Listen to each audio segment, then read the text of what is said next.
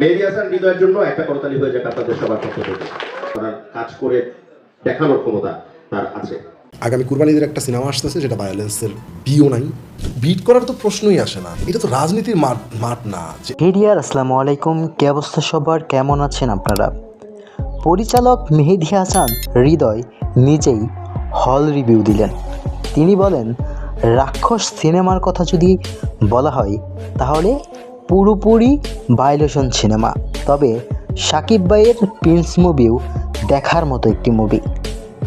তিনি আরও বলেন, দেখেন ভাই, যদি আপনি মুভি পছন্দ করেন তাহলে রাক্ষস এবং প্রিন্স এবং আরও বাকি অন্য যে মুভিগুলো রয়েছে সেই মুভিগুলোতে ভিন্ন ভিন্ন কিছু পার্ট থাকে যা দেখার মতো, শেখার মতো।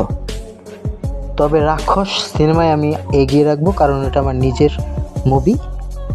পরিচালক মেহেদী হাসান হৃদয় আরও বলে, পরবর্তীতে সাকিব ভাইয়ের সাথে আরও কাজ করার ইচ্ছা আছে এবং সিয়ামকে নিয়েও কাজ করার ইচ্ছা আছে, দেখা যাক।